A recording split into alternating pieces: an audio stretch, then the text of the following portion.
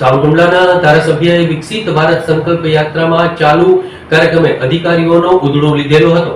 સાવરકુંડલાના ધારાસભ્ય મહેશ કસવાલાએ વિકસિત ભારત યાત્રા કાર્યક્રમ અંતર્ગત લીલિયામાં ચાલી રહેલ વિકસિત ભારત સંકલ્પ યાત્રાના ચાલુ કાર્યક્રમમાં લોકોની ગેરહાજરીને લઈને અકળાઈ ઉઠેલા હતા અને અધિકારીઓના ઉધડા લીધેલા હતા।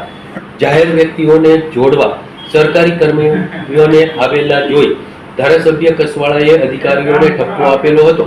વિકસિત સંકલ્પ યાત્રાના મંચ પરથી ધારાસભ્ય મહેશ કસવાળાએ અધિકારીઓનો ઉધડો લઈ લીધેલો હતો। આમ લોકોની ગેરહાજરી અને કર્મચારીઓની હાજરીને લઈને ધારાસભ્ય મહેશ કસવાળા અકળાઈ ઉઠેલા હતા।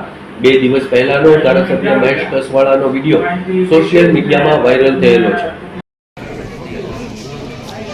આપણો સંકલ્પ વિકસિત ભારત એ યાત્રા લીલિયા તાલુકામાં એના શુભારંભ પ્રસંગે આપણી સૌની વચ્ચે આપણા જિલ્લા શિક્ષણ સમિતિના ચેરમેન ભાઈ શ્રી ભીખાભાઈ ધોરાજીયા, આપણા ડેપ્યુટી ડીડીઓ બેન કોટકબેન, તાલુકા પંચાયતના આપણા અધ્યક્ષ પ્રતિનિધિ ભાઈ શ્રી કાનજીભાઈ, આદરણીય મામલતદાર સાહેબ, ટીડીઓ સાહેબ, આ ગામના પ્રથમ નાગરિક ભાઈ સરપંચ, ભારતીય જનતા પાર્ટીના તાલુકાના અમારા અધ્યક્ષ ભાઈ શ્રી ભીખાભાઈ, કનુભાઈ, ભાઈ કેપ્ટન, ભાઈ પીએસઆઈ ગોહિલ સાહેબ, પાછળ બેઠેલા તમામ પદાધિકારીઓ, આપ સૌ ઉપસ્થિત ભાઈઓ અને બહેનો, એક તો શિક્ષકો કેટલા છે જરા ઊંચી આંગળી કરો તો હાજર, હોસ્પિટલનો સ્ટાફ બધો, આરોગ્ય સાથે સંકળાયેલા, આંગણવાડી સાથે સંકળાયેલા,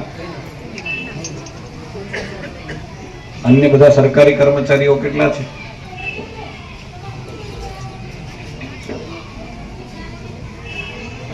આમંત્રિત જે લોકો છે એમાંના કેટલા? જેટલા આમંત્રિત હોય એટલા જ ઊંચી આંગળી કરે।